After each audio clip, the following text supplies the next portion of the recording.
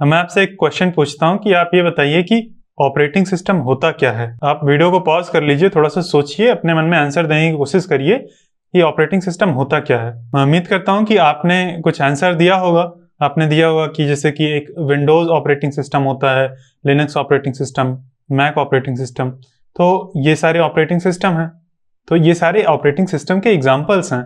ये इस बात का आंसर नहीं कि ऑपरेटिंग सिस्टम है क्या। तो चलो हम डिफाइन करते हैं ऑपरेटिंग सिस्टम आखिर है क्या। अगर एक लाइन में डिफाइन करें कि ऑपरेटिंग सिस्टम क्या है, तो ऑपरेटिंग सिस्टम एक सॉफ्टवेयर है, बस इतना ही है। तो क्या ये एक नॉर्मल सॉफ्टवेयर है जैसे हमारा VS कोड है या कोई भी नॉर्मल सॉफ्टवेयर होता है ब्राउजर? तो ये ऐसा सॉफ्टवेयर नहीं है। ये एक स्पेशलाइज्ड सॉफ्टवेयर है जो कि हमारे हार्डवेयर के रिसोर्सेज को मैनेज करता है। अब इसका क्या मतलब हुआ?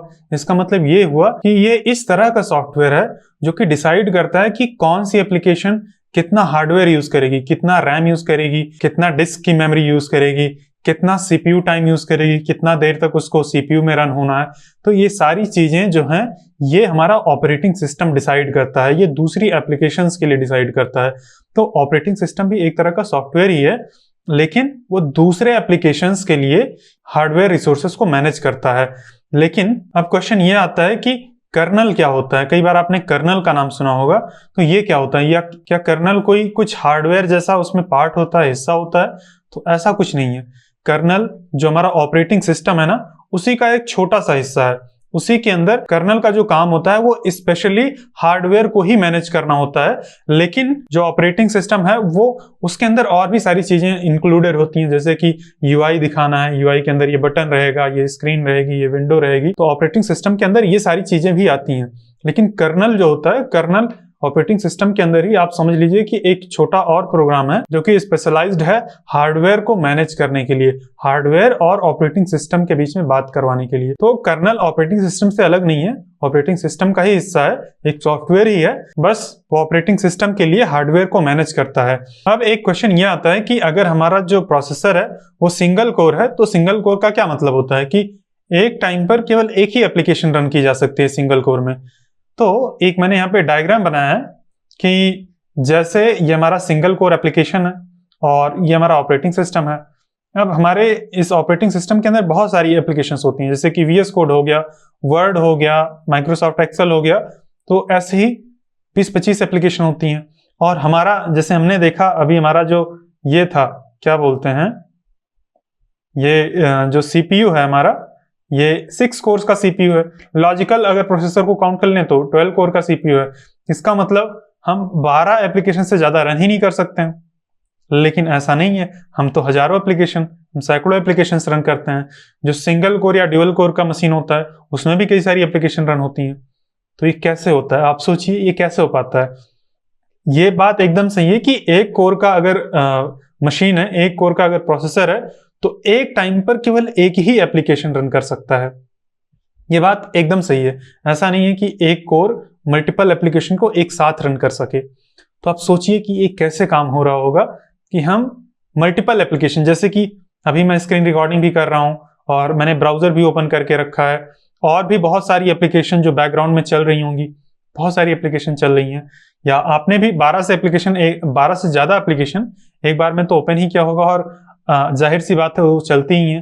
अगर आपका जो लैपटॉप है वो 8 कोर का ही है, यानी कि 4 कोर का है, और लॉजिकल कोर्स मिला के सारा 8 है, तब भी आप 8 से ज्यादा एप्लीकेशंस ओपन करते हैं। तो ये कैसे चल पाती हैं चीजें? मैं उम्मीद करता हूं कि आपने कुछ सोचा होगा। अगर कुछ आंसर आया है तो आप बताना, कमेंट में बताना कि क्यों चलता है।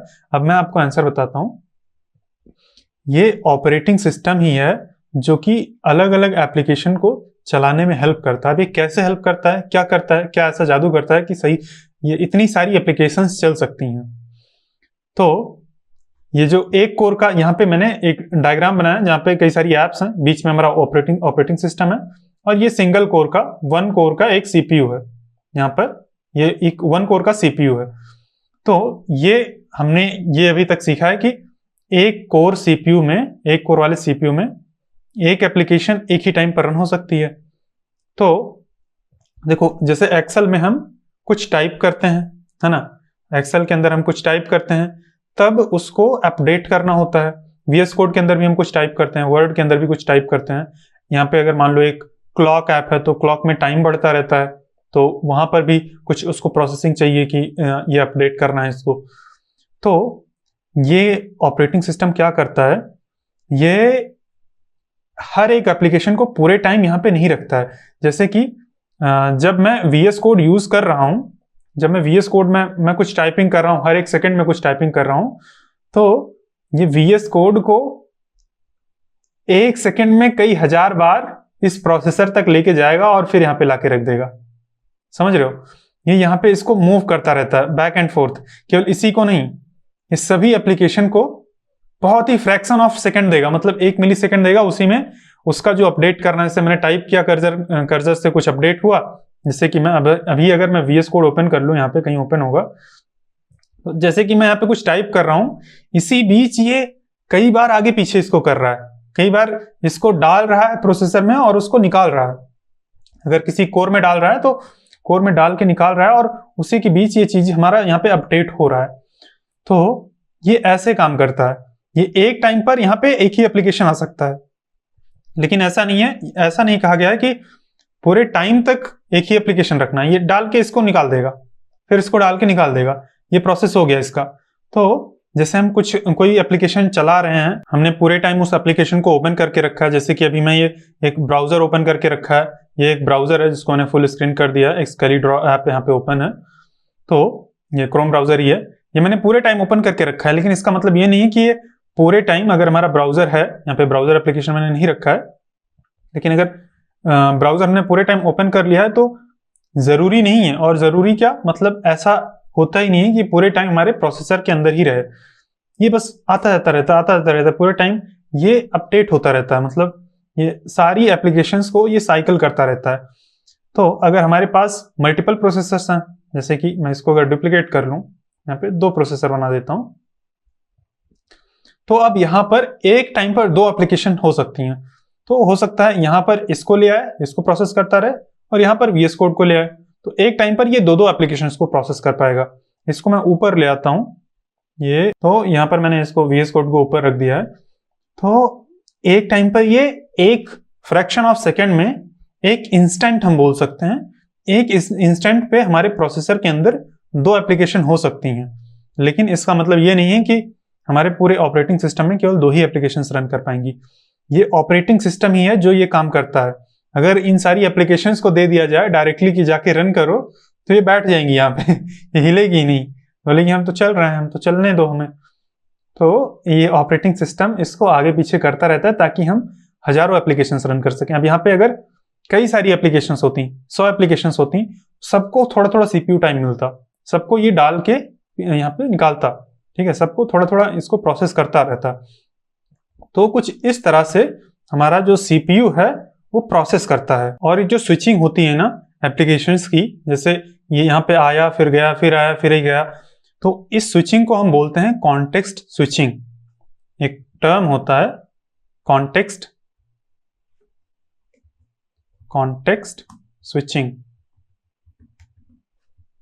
तो ये एप्लीकेशंस का कंटिन्यूअसली एक सेकेंड में कई हजार बार, 10,000 बार या 4-5 हजार बार इनका कॉन्टेक्स्ट स्विचिंग होता है। और इसी कॉन्टेक्स्ट स्विचिंग के कारण दूसरी एप्लीकेशंस को भी टाइम मिल पाता है। अगर ये कॉन्टेक्स्ट स्विचिंग ना हो तो ये दूसरी एप्लीकेशंस यहाँ पे नहीं आ पाएंगी।